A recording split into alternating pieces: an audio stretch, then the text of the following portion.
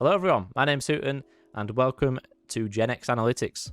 Today we're going to be going over some different passive income strategies. Passive income is something that everyone wants really.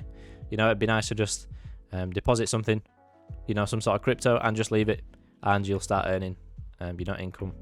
That's sort of, that's my goal anyway. I'd love to have, at least $800 a month, say, in passive income rewards. Would be lovely.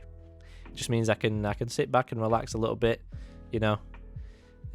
just do things at my own pace. So I'm going to show just a couple of strategies. I've just sort of picked some out for us to go over today. Just sort of explain what each strategy is, how you do each strategy, and yeah, that's pretty much it. The only thing I'm going to say before we get into the video, well, two things actually. One, I'm not a financial advisor. Do your own research, please. Anything that I say is strictly for entertainment purposes only. The second thing, I'm not sponsored by any of these projects.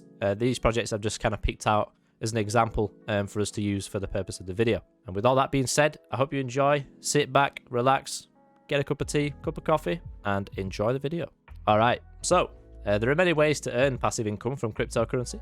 Whether you're holding cryptos long term, earning rewards for providing liquidity, or staking NFTs for token rewards, this video is going in depth about each passive income strategy. And the first strategy on this list is staking. Staking is one of the simplest forms of earning passive income, I'd say, within crypto. There are thousands of different currencies on CoinMarketCap. I think there's over 17,000 listed cryptocurrencies now, which is an insane amount. Staking is something that's a perfect strategy for you to use, especially if you think that this particular cryptocurrency is going to do well long term. It basically rewards you for holding the token. That's sort of the way I kind of see it. So it's a good idea to know where you can actually stake some of your favorite currencies, whether it be ADA, for example, or Ethereum. You can stake in Ethereum 2.0 when that comes out. Yeah, there's plenty of ways you can stake and plenty of platforms you can use, but for the sake of this, I'm going to show you a decentralized way using PancakeSwap. And then I'll also show you a centralized way by using an exchange. Yeah, one website that I found that we can use to actually have a look at staking rewards and how much you can earn for staking is called stakingrewards.com.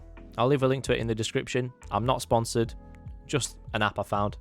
And basically you can just go through. As you can see, it's got 258 yield-bearing assets and with an average interest rate of 20%. But as you scroll down, you can see some of the cryptocurrencies that you might be familiar with, such as Solana. If I want to know where I can stake Solana, I know that I can get 5.87%. And as I've clicked on Solana, it tells you a little bit about it. And as you scroll down, you can actually see how you would earn rewards. So you can delegate Sol to a validator, or you can become a validator yourself. It also has a little calculator down at the bottom, which I do like the look of. Basically, you just say, I'm gonna delegate it for 1 year, $1,000 at the current price. And I can see that within a year, I would earn $65 based on the 1,000, which doesn't sound like a lot, right? But when you think about that money going into a bank, yeah, you're essentially losing money because of the inflation rate. So, putting it in something that's, you're almost beating inflation rate with this. And if the price of Solana goes up, then it benefits you as well. If you are staking for something for over a year, then I'm assuming you are thinking that this crypto is going to do well in the future. So it's just a nice way of holding and earning a bit of interest on this, because it's only the interest if this price stayed the same. If the price of Solana stayed the same, if the price of Solana went up, then your estimated yearly earnings would also go up.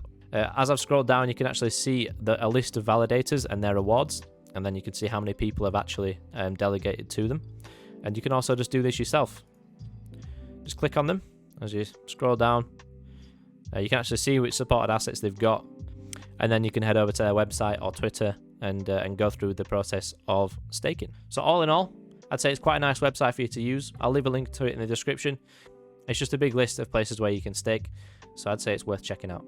The other section that we're going to have a look at is we're going to use PancakeSwap as an example, just because I am familiar with the platform.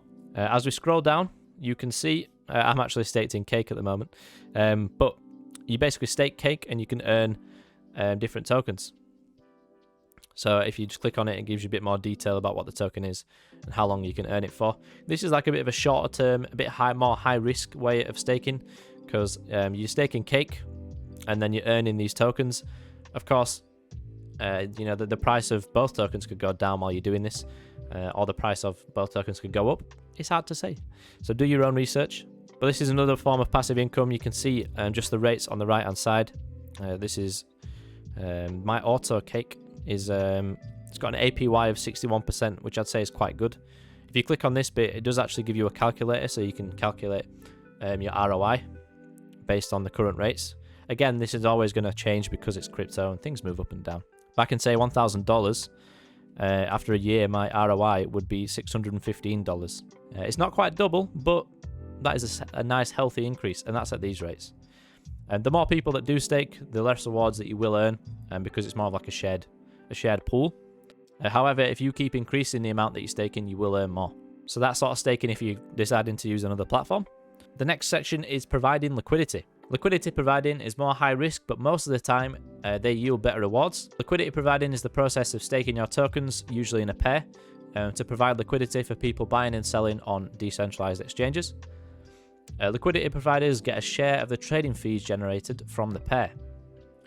The more people providing liquidity to the pair, the less rewards you will earn, as it's a shared pool. This can be seen on all decentralized exchanges such as PancakeSwap, SushiSwap, Uniswap, etc. But you can still have safer liquidity pools that you can take part in, such as stablecoin liquidity pools, as the price of those assets are just pegged to $1, so they don't really move as much. So these are the rewards if you provide liquidity to certain pools. So you can see Cake to BNB is only 36%, and that's just because there is a lot of liquidity already there. As you scroll further down, you can see some of the APR rates get a lot higher because there's less people providing liquidity. So this is an example of a stablecoin farm, USDC to USDT. The value of each is pegged to $1. So you can see that the APR for these is a lot lower, and it's because there's so many people providing liquidity. It's a much sort of safer option for people, so it's something that a lot of people go for. Same for USDT to BUSD, and they're also both stable coins. And this is just on PancakeSwap. On different exchanges, the APR rates might differ slightly. So if you're looking for a safer version of providing liquidity, then stablecoins is your best bet. What I like to try and do personally is go for USDT being one option and then a crypto being a second option. I'm trying to limit price movements as much as I can, so at least one of them stays stable and the other one fluctuates a little bit. The biggest risk that I would say that comes with providing liquidity is impermanent loss. This happens when the price of tokens changes compared to when you deposited them in the pool.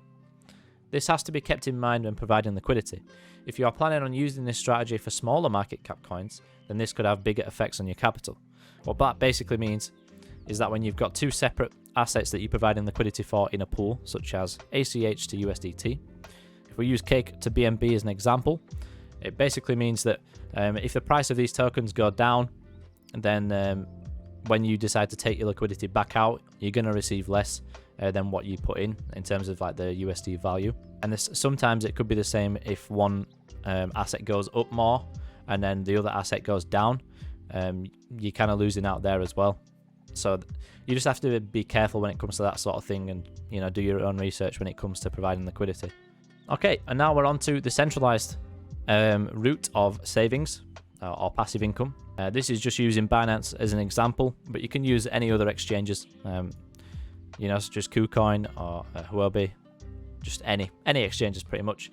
And we've just jumped onto the Binance Earn section, which you can find just here. Top tab says Earn. You can just click on Binance Earn and it comes up with all the different options. And as we scroll further down, you can see the popular coins at the moment. So I would say that this could be a safer alternative of passive income, as there is a company behind the exchange, so you do have someone to turn to if something goes wrong. The rewards can be slightly lower on centralized exchanges, as more people are familiar with the process. It's nice and easy for people to access just being up there. However, the rewards, as you can see, are still better than saving in a traditional bank account. I know these are cryptocurrency rewards. You can see the estimated APY of some of these, which is insane rates. But as you go to the stable coins, you're still earning a solid 7% APY based on the current rates. Whereas banks, you might be earning 0.5%, something like that. Sometimes as low as 0.1%. And I think a couple in the UK have been minus. So you're actually paying interest to save. Not good. As I said, Binance also offers a locked staking on certain cryptos. These can vary from 7 days to upwards. See if we can find one just real quick. So you can see here that this top one is lock staking, and you will be locking your AXS for 90 days. So you just simply click stake. I would choose the amount of days. I can choose between 30, 60 or 90. Choose the amount of AXS. It will give me my estimated APY. And then that's all I have to do, confirm.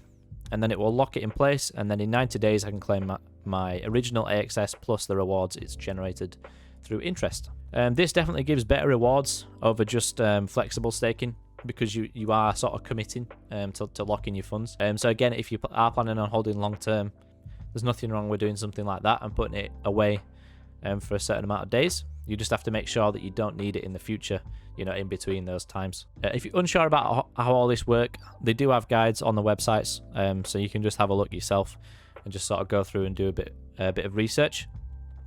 But it is relatively straightforward for you to do. It's just as simple as the process of what I've just shown you there. I know that was a quick gloss over that, but I do want to talk about the scholarship system of NFTs, which is the next passive income. This passive income strategy seems like it's going to be something that's going to come out more and more. I'd say it's relatively quite new compared to the rest of these passive income strategies, and I'll explain what it is now. I haven't actually delved into this system yet, but I do know people who have, and they've been pretty successful doing it. This depends on the NFT collection. Only some will offer this type of system, but it can be profitable if you do find them. We're going to go over 2 different examples of scholarship systems. I call them scholarship systems just because that's what one of these projects has called it. I think each project has a different way of promoting it. But the first one is Axie Infinity. I've done a video on Axie Infinity already and kind of gone over the scholarship system, but this is a form of passive income. You might argue with me on that. You might say it's not, because there is work involved, having to find someone to delegate your Axies to.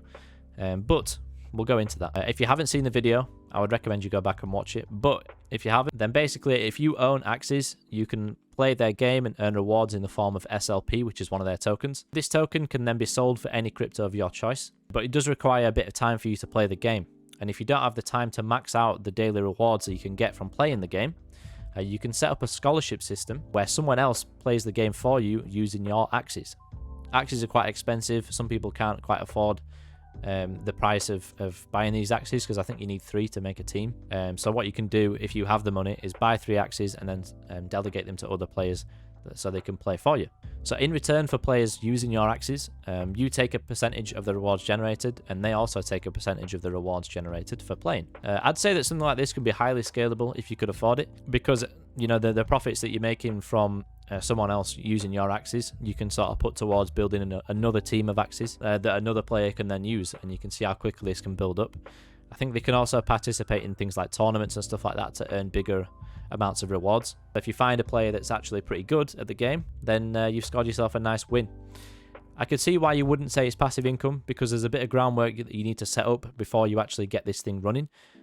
Compared to staking, where you just click a button. For this, you actually need to go and find people to play Axie Infinity for you. You need to sort of monitor every now and then to make sure that they are playing daily.